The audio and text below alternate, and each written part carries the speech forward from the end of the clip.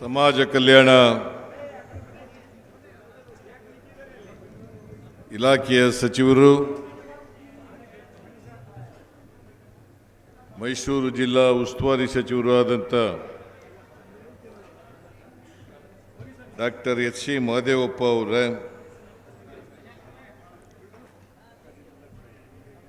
ಈ ಸಮಾರಂಭದ ಅಧ್ಯಕ್ಷತೆ ವಹಿಸಿರ್ತಕ್ಕಂಥ ನಂಜನಗೂಡು ವಿಧಾನಸಭಾ ಕ್ಷೇತ್ರದ ಶಾಸಕರಾದಂಥ ಶ್ರೀ ದರ್ಶನ್ ಧ್ರುವನಾರಾಯಣ ಅವರೇ,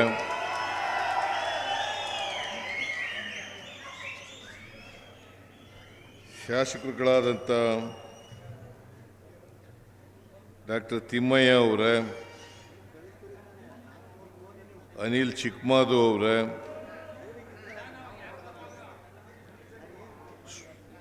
ಲೋಕಸಭಾ ಸದಸ್ಯರಾದಂಥ ಸುನಿಲ್ ಬೋಸ್ ಅವರೇ,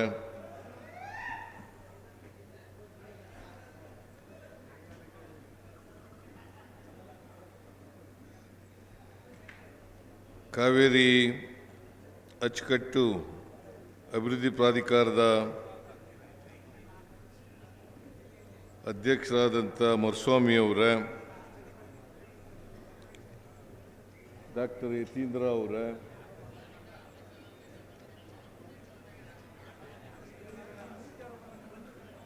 ಗಣೇಶ್ ಪ್ರಸಾದ್ ಅವರೇ, ಮಾಜಿ ಮೇಲ್ಮನೆಯ ಸದಸ್ಯರಾದಂಥ ಮರ್ತಿಬೇಗೌಡ್ರೆ, ಮಾಜಿ ಮೇಲ್ಮನೆಯ ಸದಸ್ಯರಾದಂಥ ವೇಣುಗೋಪಾಲ್ ಅವರೇ, ಈ ಸಮಾರಂಭವನ್ನು ಏರ್ಪಾಡು ಮಾಡಿರ್ತಕ್ಕಂಥ ಡಾಕ್ಟರ್ ಬಿ ಆರ್ ಅಂಬೇಡ್ಕರ್ ಯುವಕ ಸಂಘಗಳ ಒಕ್ಕೂಟದ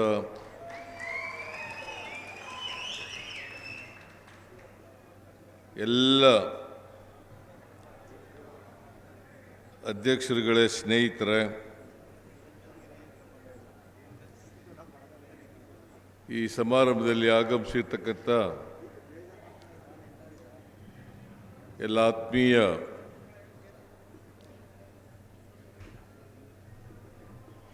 ಅಂಬೇಡ್ಕರ್ ಅವರ ಅಭಿಮಾನಿಗಳೇ, ಸ್ನೇಹಿತರೆ, ಮಾಧ್ಯಮದ ಗೆಳೆಯರೇ, ಲೋಕಸಭಾ ಚುನಾವಣೆಯ ನೀತಿ ಸಂಹಿತೆ ಇದ್ದರಿಂದ ಏಪ್ರಿಲ್ 14ನೇ ತಾರೀಕು ಅಂಬೇಡ್ಕರ್ ಜಯಂತಿಯನ್ನು ಆಚರಣೆ ಮಾಡಲಿಕ್ಕಾಗಲಿಲ್ಲ. ಹಾಗಾಗಿ ಇವತ್ತು ಬಾಬಾ ಸಾಹೇಬ್ ಅಂಬೇಡ್ಕರ್ ಅವರ 133ನೇ ಜಯಂತ್ಯೋತ್ಸವವನ್ನು ಆಚರಣೆ ಮಾಡ್ತಾ ಇದ್ದಾರೆ. ನಾನು ಈ ಸಮಾರಂಭದಲ್ಲಿ ಅತ್ಯಂತ ಸಂತೋಷದಿಂದ ಭಾಗಿಯಾಗಿದ್ದೇನೆ.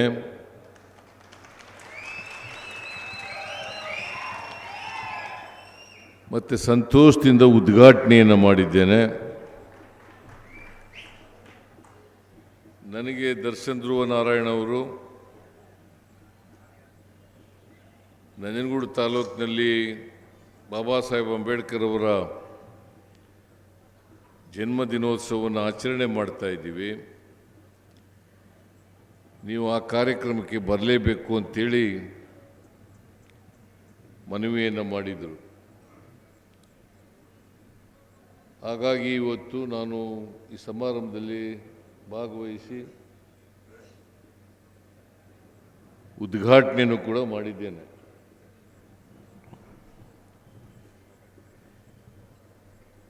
ಬಾಬಾ ಸಾಹೇಬ್ ಅಂಬೇಡ್ಕರ್ ಅವರು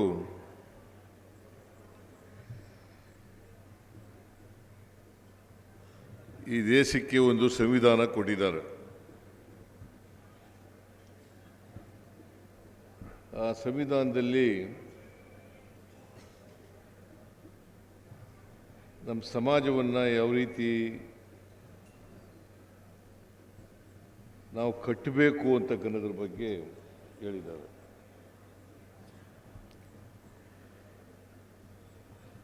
ನಮ್ಮ ಸಮಾಜದಲ್ಲಿ ಚತುರ್ವರ್ಣ ವ್ಯವಸ್ಥೆಯಿಂದ, ಜಾತಿ ವ್ಯವಸ್ಥೆಯಿಂದ ಮೇಲು ಕೀಳು, ಬಡವ ಬಲ್ಲಿದ ಅಂತಕ್ಕಂಥ ಅಸಮಾನತೆ ನಿರ್ಮಾಣ ಆಗಿದೆ. ಇದನ್ನ ದೇವರು ಮಾಡಿದ್ದಲ್ಲ,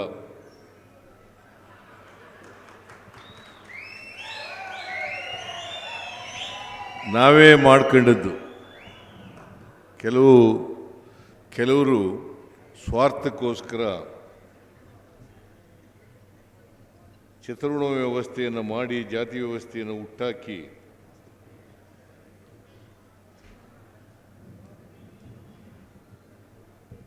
ಈ ಅಸಮಾನತೆಗೆ ನಿರ್ಮಾಣ ಆಗಲಿಕ್ಕೆ ಕಾರಣಕರ್ತರು.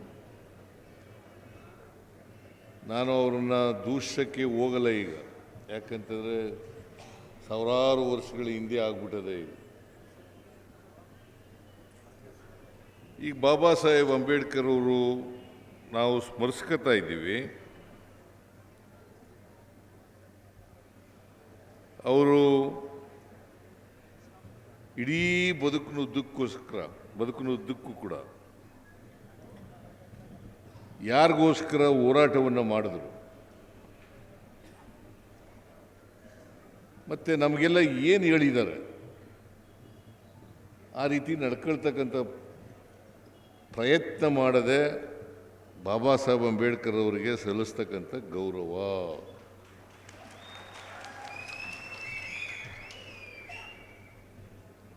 ಅವ್ರ ಗುಣಗಾನ ಮಾಡೋಣ, ಆದರೆ ಅವ್ರು ಏನು ಹೇಳಿದ್ರು, ನಾವು ಏನು ಮಾಡಬೇಕು ಅಂತ ಹೇಳಿದರು ಅದರಂತೆ ನಡ್ಕೋಬೇಕು. ಬಾಬಾ ಸಾಹೇಬ್ ಅಂಬೇಡ್ಕರ್ ಅವರು ಕಾನ್ಸ್ಟಿಟ್ಯೂಯೆಂಟ್ ಅಸೆಂಬ್ಲಿನಲ್ಲಿ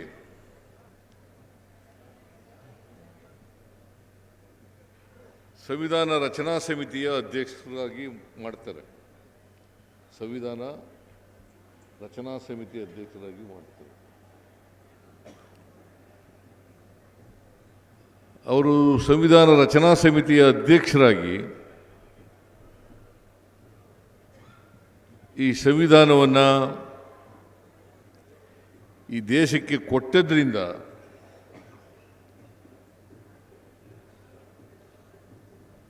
ನಾವೆಲ್ಲರೂ ಕೂಡ ಶಿಕ್ಷಿತರಾಗಲಿಕ್ಕೆ, ಸ್ವಾಭಿಮಾನಿಗಳಾಗಲಿಕ್ಕೆ ಮತ್ತು ಉನ್ನತ ಹುದ್ದೆಗಳನ್ನು ಅಲಂಕರಿಸಲಿಕ್ಕೆ ಸಾಧ್ಯ ಆಗಿದೆ. ಅದಕ್ಕೆ ನಾನು ಅನೇಕ ಸಾರಿ ಹೇಳಿದ್ದೀನಿ, ಬಾಬಾ ಸಾಹೇಬ್ ಅಂಬೇಡ್ಕರ್ ಅವರು ಇಂಥ ಒಂದು ಸಂವಿಧಾನ ಕೊಡದೇ ಹೋಗಿದ್ದರೆ ನಾನು ಮುಖ್ಯಮಂತ್ರಿನೇ ಕಾಯ್ತಾ ಇರಲಿಲ್ಲ ಅಂತ ಹೇಳಿದ್ದೀನಿ.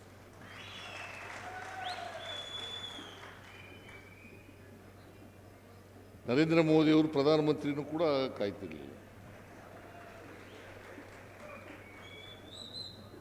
ಇಂಥ ಸಂವಿಧಾನ ಎಲ್ರಿಗೂ ಸಮಾನ ಅವಕಾಶ ಸಿಕ್ಕಿರೋದ್ರಿಂದಲೇ ನಾವು ವಿದ್ಯಾವಂತರಾಗಲಿಕ್ಕೆ, ಮೇಲೆ ಬರಲಿಕ್ಕೆ, ಸ್ವಾಭಿಮಾನಿಗಳಾಗಿ ಬದುಕಲಿಕ್ಕೆ ಸಾಧ್ಯ ಆಗಿರ್ತಕ್ಕಂಥ. ಬಾಬಾ ಸಾಹೇಬ್ ಅಂಬೇಡ್ಕರ್ ಅವರು ಯಾವತ್ತೂ ಕೂಡ ಸ್ವಾಭಿಮಾನ ಜೊತೆ ರಾಜಿ ಮಾಡ್ಕೊಂಡಿರಲಿಲ್ಲ. ನಾನು ಎಲ್ಲ ಅಂಬೇಡ್ಕರ್ ಅಭಿಮಾನಿಗಳಿಗೆ ಹೇಳ್ತಕ್ಕಂಥದ್ದು, ಸ್ವಾಭಿಮಾನದಿಂದ ಬದುಕ್ತಕ್ಕಂಥ ಜೀವನವನ್ನು ಅಳವಡಿಸ್ಕೋಬೇಕು.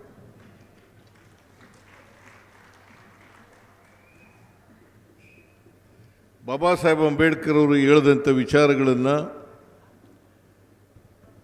ಜೀವನದಲ್ಲಿ ಅಳವಡಿಸ್ಕೊಂಡು ಆ ರೀತಿ ನಡೀತಕ್ಕಂಥ ಪ್ರಯತ್ನವನ್ನು ಮಾಡಬೇಕು. ಏನು ಹೇಳಿದ್ದಾರೆ ಅಂಬೇಡ್ಕರ್ ಅವರು?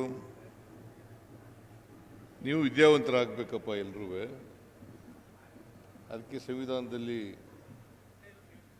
ಎಲ್ರಿಗೂ ಉಚಿತ ಶಿಕ್ಷಣ ಅಂತ ಹೇಳಿದ್ದೀನಿ,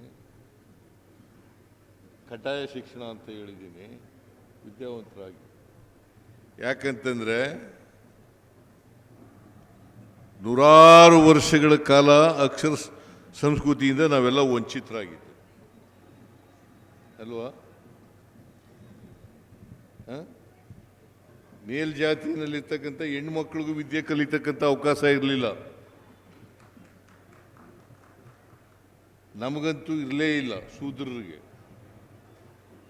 ಯಾಕಂದ್ರೆ ಚತುರ್ವರ್ಣ ವ್ಯವಸ್ಥೆಯಲ್ಲಿ 4 ವರ್ಣಗಳನ್ನಾಗಿ ವಿಂಗಡಿಸ್ಬಿಟ್ಟಿದ್ರು ಮಾನವ ಸಮಾಜನ.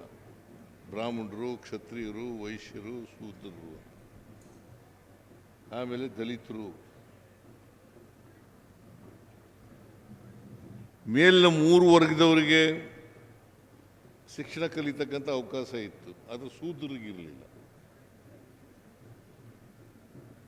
ಹಾಗಾಗಿ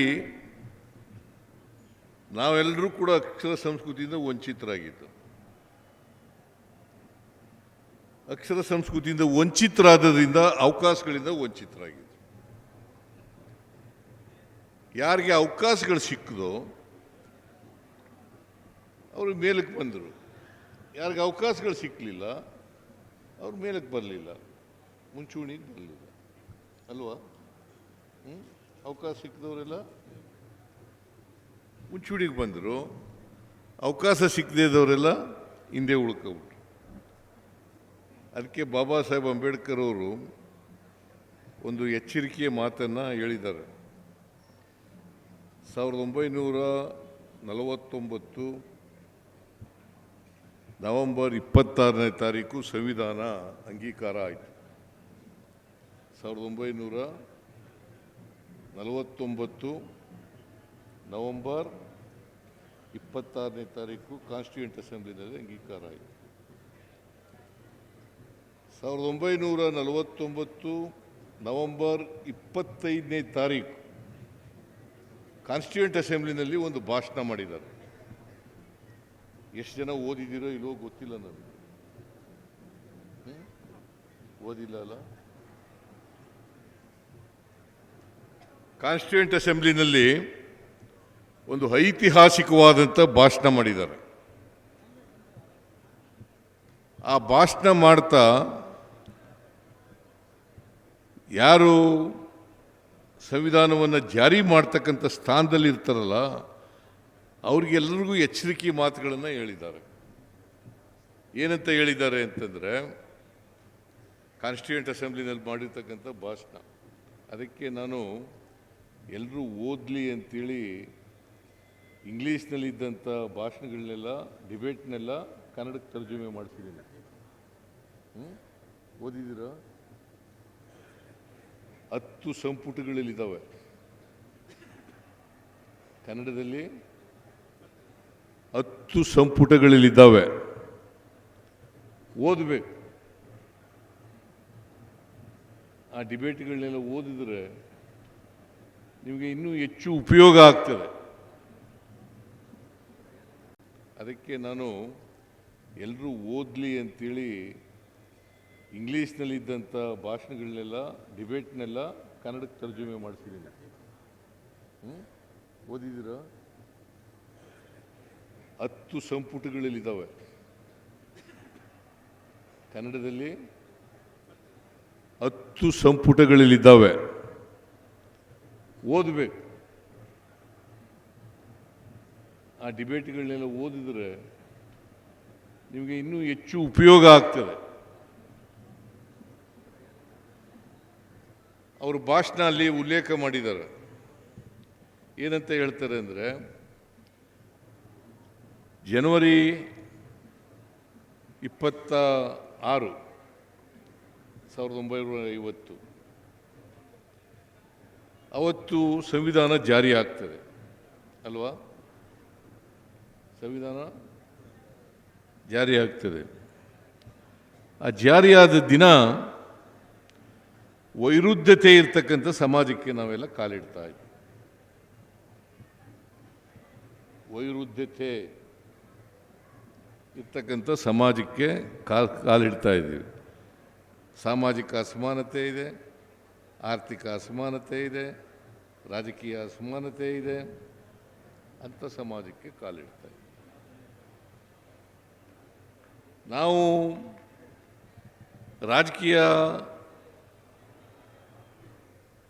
ಸಮಾನತೆ ಈಗ ಸ್ವಾತಂತ್ರ್ಯ ಬಂದ ಮೇಲೆ ಬಂದಿದೆ. ಒಬ್ರಿಗೂ ಒಂದೇ ಓಟು ಅಲ್ಲ, ಎಷ್ಟೇ ದೊಡ್ಡ ವ್ಯಕ್ತಿ ಆದರೂ ಕೂಡ ಅವನಿಗೂ ಒಂದೇ, ಇವನು ಕೆಳಗಡೆ ಇರ್ತಕ್ಕಂಥವ್ರಿಗೂ ಕೂಡ ಒಂದೇ ಓಟು. ಅದಕ್ಕೆ ಇರೋ ಬೆಲೆ ಒಂದೇ. ಆದರೆ ಸಾಮಾಜಿಕವಾಗಿ ಆರ್ಥಿಕವಾಗಿ ಹಂಗಿಲ್ಲ. ರಾಜಕೀಯವಾಗಿದೆ, ಒಬ್ಬ ವ್ಯಕ್ತಿ ಒಂದು ಓಟು ಒಂದು ಮೌಲ್ಯ, ಅದು ಎಲ್ರಿಗೂ ಇದೆ.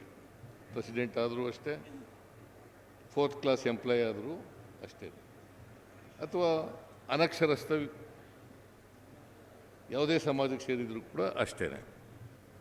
ಆದರೆ ಸಾಮಾಜಿಕವಾಗಿ ಆರ್ಥಿಕವಾಗಿ ಅದಿಲ್ಲ.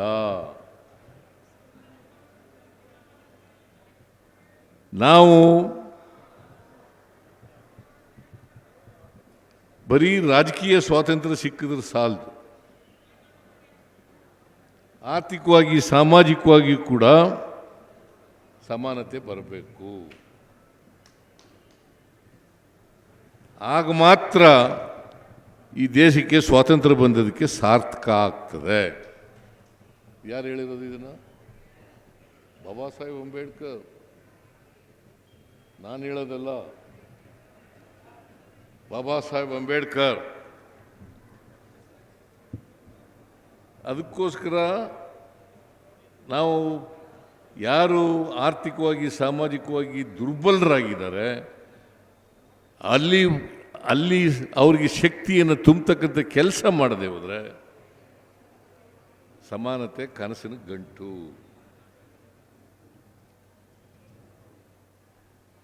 ಸಾಮಾಜಿಕ ನ್ಯಾಯ ಕನಸಿನ ಗಂಟು. ಇದನ್ನು ಮಾಡಬೇಕು. ಅದಕ್ಕೆ ಇನ್ನೂ ಒಂದು ಮಾತು ಹೇಳಿದ್ದಾರೆ ಅವರು ನಮಗೆ. ಏನಂತ ಹೇಳಿದ್ದಾರೆ? ಶಿಕ್ಷಣ, ಸಂಘಟನೆ, ಹೋರಾಟ ಇವೆಲ್ಲ ತಗೋಬೇಕಾದ್ರೆ ಏನು ಮಾಡಬೇಕು? ಸುಮ್ಮನೆ ಕೊಡ್ತಾರ? ಅಷ್ಟು ಸುಲಭವಾಗಿ ಕೊಡಲ್ಲ. ಸಂವಿಧಾನ ಇದೆ ಅಂದ ತಕ್ಷಣ ಕೊಡಲ್ಲ. ಈ ಸ್ವಾತಂತ್ರ್ಯ ಬಂದು 77 ವರ್ಷ ಆಯ್ತು. ಕೊಟ್ಟಿದ್ದಾರ? ಕೊಟ್ಟಿಲ್ಲ. ಅದಕ್ಕೋಸ್ಕರನೇ ಶಿಕ್ಷಣ ಪಡ್ಕೋಬೇಕು ಎಲ್ಲರೂ. ಒಂದು ವೇಳೆ ಬಾಬಾ ಸಾಹೇಬ್ ಅಂಬೇಡ್ಕರ್ ಶಿಕ್ಷಣ ಇಲ್ಲದೆ ಹೋಗಿದ್ರೆ, ಜ್ಞಾನಿ ಆಗದೆ ಹೋಗಿದ್ರೆ ಆಯ್ತಿತ್ತ? ಇಂಥ ಸಂವಿಧಾನ ಸಿಗ್ಲಿಕ್ಕೆ ಸಾಧ್ಯ ಆಯ್ತಿತ್ತ? ಸಂವಿಧಾನ ರಚನಾ ಸಮಿತಿ ಅಧ್ಯಕ್ಷರಾಗದೇವ್ರಿ ಇಂಥ ಸಂವಿಧಾನ ಆಗ್ತಿತ್ತ? ನೀವು ಇದನ್ನು ಅರ್ಥ ಮಾಡ್ಕೋಬೇಕಾಗುತ್ತೆ. ಪ್ರತಿಯೊಬ್ಬರು ಕೂಡ, ನಾವೆಲ್ಲರೂ ಕೂಡ ಅರ್ಥ ಮಾಡ್ಕೋಬೇಕಾಗಿರೋದು, ಬಾಬಾ ಸಾಹೇಬ್ ಅಂಬೇಡ್ಕರ್ ಅವರು ಸಂವಿಧಾನ ರಚನಾ ಸಮಿತಿಯ ಅಧ್ಯಕ್ಷನಾದ್ದರಿಂದ ಇಂಥ ಸಂವಿಧಾನ ಸಿಕ್ತು. ನಿಮ್ಗೆ ಗೊತ್ತಾ? ಅವತ್ತು ವಿರೋಧ ಮಾಡಿದ್ರು, ಜಾರಿ ಆಯ್ತಲ್ಲ. ನಮ್ಮಲ್ಲಿ ಭಾಳ ಜನ ಇದನ್ನೆಲ್ಲ ಯೋಚನೆ ಮಾಡಲ್ಲ. ಸ್ವಾರ್ಥಕ್ಕೋಸ್ಕರ ಯಾವ ಪಕ್ಷಕ್ಕಾರು ಹೊಟ್ಟೋಗ್ಬಿಡೋದು, ಯಾವ ಪಕ್ಷಕ್ಕಾರು ಹೊಟ್ಬಿಡೋದು.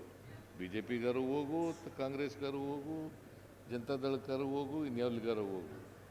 ಯಾಕೆ ಯಾರು ಸಂವಿಧಾನದ ಪರ ಇದ್ದಾರೆ ಅವ್ರ ಜೊತೆ ಇರಿ, ಯಾರು ಸಂವಿಧಾನಕ್ಕೆ ವಿರುದ್ಧವಾಗಿದ್ದಾರೆ ಅವ್ರ ಜೊತೆ ಇರಬೇಡಿ. Very simple. ಯಾರು ಸಂವಿಧಾನದ ಪರ ಇರೋದು? ಸಂವಿಧಾನ ವಿರೋಧ ಮಾಡಿದವರು ಯಾರು? ಸಂವಿಧಾನ ಜಾರಿಯಾದಾಗ ಗೋಲ್ವಾಲ್ಕರ್ ಅಂತ ಹೆಸರು ಕೇಳಿದ್ದೀರಾ? ಯಾರು ಅವರು? ಗೊತ್ತಾ? RSSನ 2ನೇ ಮುಖ್ಯಸ್ಥರು. ಸಾವರ್ಕರ್ ಅಂತ ಹೆಸರು ಕೇಳಿದ್ದೀರಾ?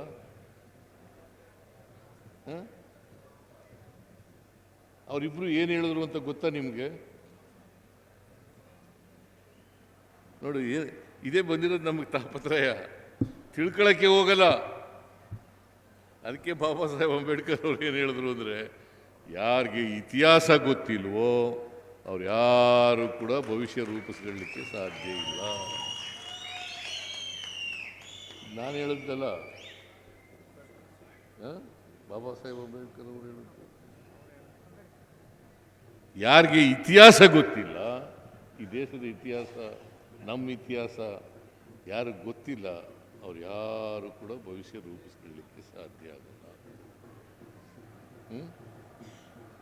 ತಿಳ್ಕೋಬೇಕಲ್ಲ ಇತಿಹಾಸನ.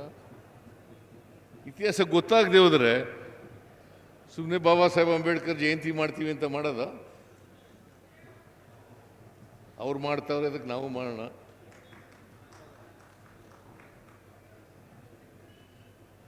ಅದೆಲ್ಲ ನಾವು ಅಟ್ಲೀಸ್ಟ್ ನಮ್ಗೆ ಏನು ಹೇಳಿದ್ದಾರೆ, ಅವ್ರು ಇನ್ನೊಂದು ಏನು ಹೇಳಿದ್ರು ಅಂತಂದರೆ, ಬಾಬಾ ಸಾಹೇಬ್ ಅಂಬೇಡ್ಕರ್ ಅವರು, ನೋಡಪ್ಪ ನಾನು ಭಾರಿ ಕಷ್ಟಪಟ್ಟು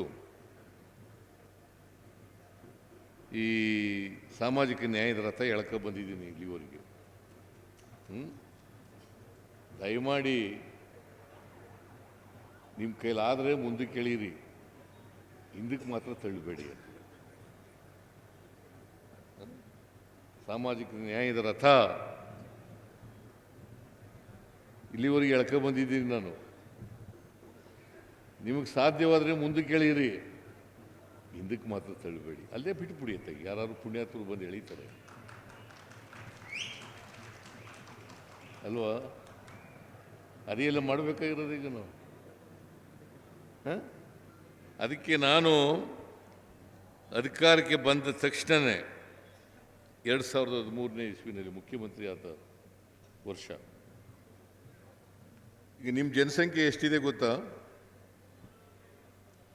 ಪರಿಶಿಷ್ಟ ಜಾತಿಯವರದು 17.15 ಇದೆ 2011ರ ಜನಗಣತಿ ಪ್ರಕಾರ. ಎಷ್ಟು? 17.15. ಆಮೇಲೆ ಪರಿಶಿಷ್ಟ ವರ್ಗದವ್ರದ್ದು 6.95 ಇದೆ. ಇವೆರಡೂ ಸೇರಿಸಿದ್ರೆ ಎಷ್ಟಾಯಿತು? 24.1. ನಾವು ಎಷ್ಟು ಅಭಿವೃದ್ಧಿ ಖರ್ಚು ಮಾಡ್ತೀವಿ ಈ ದೇಶದಲ್ಲಿ, ಅಷ್ಟು ಅವ್ರ ಜನಸಂಖ್ಯೆಗೆ ಅನುಗುಣವಾಗಿ ಖರ್ಚು ಮಾಡಬೇಕು ಅಂತೇಳಿ ಮೊದಲನೇ ಬಾರಿಗೆ ಕರ್ನಾಟಕದಲ್ಲಿ ಮಾಡಿದವರು ಸಿದ್ದರಾಮಯ್ಯನ ಸರ್ಕಾರ. ನಿಮಗೂ ಗೊತ್ತಿಲ್ಲ ಏನು ಮಾಡೋದು ನಾವು? ಯಾರು ಮಾಡಿದ್ರು ಅದನ್ನು? ಕರ್ನಾಟಕದಲ್ಲಿ ಯಾರು ಮಾಡಿದಾರಾ? ಓಲಿ. ದೇಶದಲ್ಲಿ ಮಾಡಿದಾರಾ? ನರೇಂದ್ರ ಮೋದಿಯವರು ಮಾಡಿದಾರಾ? ಬೇರೆ ಯಾವುದಾದ್ರು BJP ರಾಜ್ಯ ಸರ್ಕಾರ ಇರ್ತಕ್ಕಂಥ ರಾಜ್ಯಗಳಲ್ಲಿ ಮಾಡಿದಾರಾ? ಮತ್ತೆ ಯಾಕೆ ಅವ್ರ ಜೊತೆ ಸೇರ್ಕೋಬೇಕು? ಹೇಳಿ ನೋಡೋಣ. Very simple. ಮಾಡಿಲ್ಲ, ದೇಶದಲ್ಲಿ ಮಾಡಿಲ್ಲ. ಯಾವ ರಾಜ್ಯಗಳು BJP ಇರ್ತಕ್ಕಂಥ ರಾಜ್ಯಗಳಲ್ಲಿ ಮಾಡಿಲ್ಲ. ನಾವು ಮಾಡಿದ್ದೀವಿ, ಕಾನೂನು ಮಾಡಿದ್ದೀವಿ. ಏನಂತ ಅಂದರೆ, ಒಟ್ಟು ನಾವು ಈ ವರ್ಷ 1,60,000 ಕೋಟಿ ಖರ್ಚು ಮಾಡ್ತೀವಿ. ಅದರಲ್ಲಿ 24.1% ನಿಮಗೆ ಸಿಕ್ಕಲೇಬೇಕು, ಕೊಡಬೇಕು. ಆ ಥರ ಕಾನೂನು ಮಾಡಿ ಖರ್ಚು ಮಾಡಬೇಕು ಅಂತ ಸರ್ಕಾರದಲ್ಲಿ ಕಾನೂನು ಮಾಡಿದವರು ಸಿದ್ದರಾಮಯ್ಯನ ಸರ್ಕಾರ. ಅದು ಹೇಳಕ್ಕೂ ನೀವು ಹಿಂದೇಟು ಹೊಡೆದ್ರೆ ಹಿಂಗೆ? ಕಾನೂನಿದೆ. ಬೇರೆಯವರಿಗೆ ಕೊಡಿ ಅಂತ ಹೇಳಕ್ಕೆ ಯಾಕೆ ಆಗಲ್ಲ? ಹೇಳಿಯಪ್ಪ ನೀವು.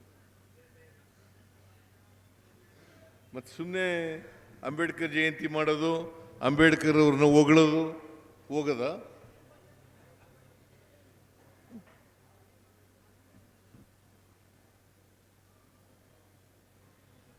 ಇದು ನೀವು ಭಾಳ ಸ್ಪಷ್ಟವಾಗಿ ತಿಳ್ಕೋಬೇಕು. ಈಗ ಸುಪ್ರೀಂ ಕೋರ್ಟ್ನವರು, ಮಾದೇವಪ್ಪ ಇಲ್ಲೇ ಕೂತಿದ್ದಾರೆ,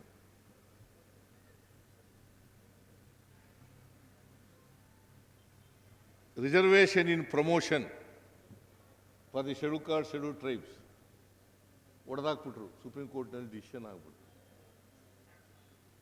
ಕೊಡಬಾರ್ದು ಅಂತ. ಅದನ್ನು ನಲ್ಲಿಫೈ ಮಾಡಿ ಕಾನೂನು ಮಾಡಿದವರು ದೇಶದಲ್ಲಿ, ಇಡೀ ದೇಶದಲ್ಲಿ ನಮ್ಮ ಸರ್ಕಾರ ಮಾತ್ರ ಮಾಡಿರೋದು. ಹೇಳಿಯಪ್ಪ. ಆಮೇಲೆ ನಮ್ಮನೆ ಬೋಯ್ಕೆ ತಿರುಗಾಡೋದು.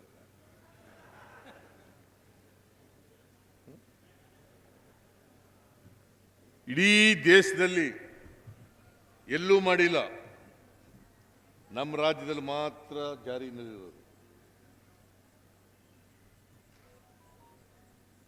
ಬೇರೆ ಯಾವ ರಾಜ್ಯದಲ್ಲೂ ಇಲ್ಲ. ಆಮೇಲೆ ಈ 13ನೇ ಇಸ್ವಿನಲ್ಲಿ ಮಾಡಿದ್ವಲ್ಲ ಕಾನೂನು, ಜನಸಂಖ್ಯೆಗೆ ಅನುಗುಣವಾಗಿ ಹಣ ಖರ್ಚು ಮಾಡಬೇಕು ಅಂತ, ಅದರಲ್ಲಿ 7D ಅಂತ ಇತ್ತು. 7D. ಆ 7Dನಲ್ಲಿ ಬೇರೆ ಯೋಜನೆಗಳಿಗೆ ಈ ಹಣನ ಖರ್ಚು ಮಾಡಿಬಿಡ್ಬೋದಾಗಿತ್ತು. ಡೀಮ್ಡ್ ಎಕ್ಸ್ಪೆಂಡಿಚರ್ ಅಂತ ಇತ್ತು. ಅದನ್ನ ತಿದ್ದುಪಡಿ ಮಾಡಿ ಡ್ರಾಪ್ ಮಾಡಿದೋ ನಾವು. ಎಲ್ಲ DSSನವರು ಹೇಳ್ತಿದ್ರು 7D ಡ್ರಾಪ್ ಮಾಡಿ, 7D ಡ್ರಾಪ್ ಮಾಡಿ ಅಂತ. ಮಾಡಲಿಲ್ಲ. ಹಿಂದೆ BJP ಅವರು ಮಾಡಲಿಲ್ಲ, ನಾವು ಮಾಡೋದು. ನಾನು ಈ ಹೋದ ವರ್ಷ ಅದನ್ನು ಬಜೆಟ್ ಮಂಡಿಸುವಾಗ ತೆಗೆದಾಕ್ರಿ. ಅದನ್ನು PTCL ಕಾಯ್ದೆ, PTCL ಕಾಯ್ದೆ ಗೊತ್ತಲ್ಲ, DSSನವ್ರಿಗೆಲ್ಲ ಗೊತ್ತಿದೆಯಲ್ವ? ಅದನ್ನು ತಿದ್ದುಪಡಿ ಮಾಡಿ ಅದನ್ನು ಜಾರಿ ಕೊಟ್ಟವ್ರು ಯಾರು? ಕಾಲಮಿತಿ ಇಲ್ಲೇನೆ ಜಾರಿ ಕೊಟ್ಟವ್ರು ಯಾರು? ಯಾರು? ನಾವೇ ಅಂದ್ರೆ ಯಾರಯ್ಯ? ಹೇಳು ಮತ್ತೆ.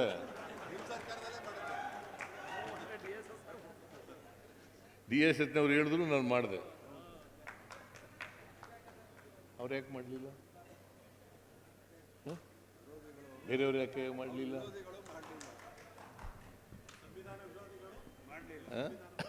ಸಂವಿಧಾನ ಬದಲಾವಣೆ ಮಾಡಬೇಕು ಅಂತ ಅನೇಕ ಸಾರಿ ಹೇಳಿದ್ದಾರೆ. ಸಂವಿಧಾನ ಬದಲಾವಣೆ ಮಾಡಬೇಕು ಅಂತ ಹೇಳಿದವ್ರ ಜೊತೆಲೆ ಇರೋದು ಹೆಂಗೆ? ಸಂವಿಧಾನ ಒಂದು ವೇಳೆ ಬದಲಾವಣೆ ಆಗೋದ್ರೆ, ಪ್ರಜಾಪ್ರಭುತ್ವ ಇಲ್ಲದೆ ಹೋದ್ರೆ ಏನಾಗ್ಬೋದು? ಊಹಿಸ್ಕೊಳಕ್ಕಾಗತ್ತಾ? ಊಹಿಸ್ಕೊಳಕ್ಕಾಗತ್ತೇನ್ರಿ? ಯೋಚನೆ ಮಾಡಿ ನೀವು. ನಾನು ಬರೋವರಿಗೆ ಪರಿಶಿಷ್ಟ ಜಾತಿ, ಪರಿಶಿಷ್ಟ ವರ್ಗದವರಿಗೆ ಕಾಂಟ್ರಾಕ್ಟ್ಗಳಲ್ಲಿ ಮೀಸಲಾತಿ ಕೊಟ್ಟವ್ರು ಯಾರು?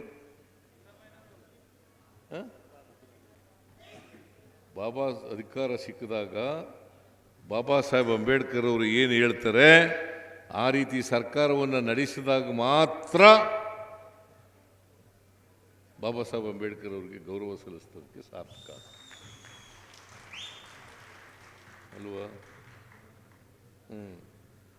ಇದನ್ನು ನೀವು ಅರ್ಥ ಮಾಡ್ಕೋಬೇಕಾಗ್ತದೆ. ಅದಕ್ಕೋಸ್ಕರ ಈ ಬುದ್ಧಿವಂತಿಕೆ ಅನ್ನೋದು ಇದೆಯಲ್ಲ, ಯಾರ ಅಪ್ಪನ ಮನೆ ಸೊತ್ತಲ್ಲ ಅದು. ನಮ್ಗೆ ಅವಕಾಶ ಸಿಕ್ಕಿದ್ರು ನಾವು ಬುದ್ಧಿವಂತರಾಯ್ತಿದ್ದೋ, ಅವಕಾಶ ಸಿಕ್ಕಿಲ್ಲ ಹಿಂದೆ ಬಿದ್ದೋದು. ನನಗೆ ಒಂದು ವೇಳೆ ಲಾಯರಾಗ ಅವಕಾಶ ಸಿಕ್ಕಿದ್ರು ಇವೆಲ್ಲ ಓದ್ಕೊಂಡು ಹೇಳೋಕ್ಕಾಯ್ತಿತ್ತ?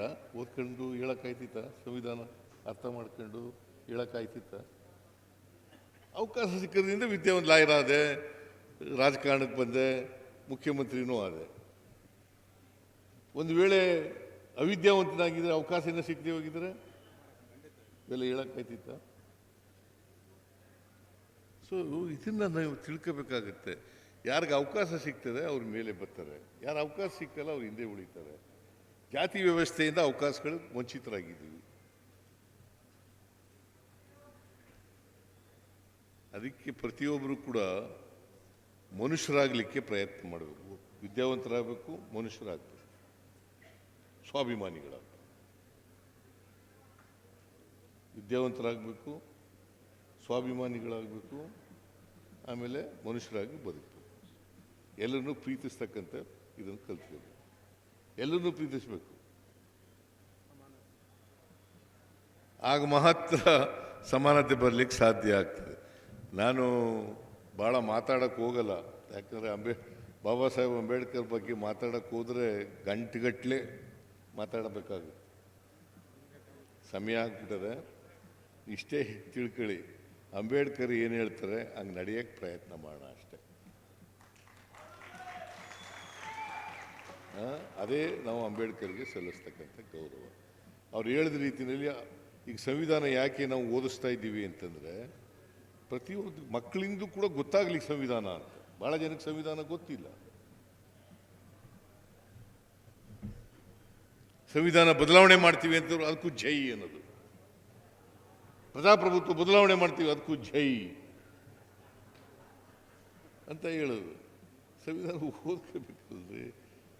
ಯಾರು ಸಂವಿಧಾನದ ಪರ ಇದ್ದಾರೆ, ಯಾರು ಸಂವಿಧಾನಕ್ಕೆ ವಿರುದ್ಧ ಇದ್ದಾರೆ, ಯಾರು ಸಂವಿಧಾನದ ರೀತಿ ನಡ್ಕೋತಾರೆ, ಯಾರು ಸಂವಿಧಾನದ ರೀತಿ ನಡ್ಕೊಳ್ಳಲ್ಲ. ಈ ಗೆರೆ ಕಲ್ತ್ಕೋಬೇಕಲ್ಲಪ್ಪ, ಈ ಗೆರೆ ತಿಳ್ಕೋಬೇಕಲ್ಲ. ಅದು ತಿಳ್ಕೊಂಡ್ರೆ ನಾವು ಅದೇ ಅಂಬೇಡ್ಕರ್ ಅವರಿಗೆ ಸಲ್ಲಿಸ್ತಕ್ಕಂಥ ಗೌರವ. ಇಷ್ಟನ್ನು ಹೇಳಿ ನಿಮ್ಮೆಲ್ಲರಿಗೂ ಕೂಡ ಬಾಬಾ ಸಾಹೇಬ್ ಅಂಬೇಡ್ಕರ್ ಜಯಂತ್ಯೋತ್ಸವದ ಶುಭಾಶಯಗಳನ್ನು ಕೋರಿ ಜೈ ಭೀಮ್.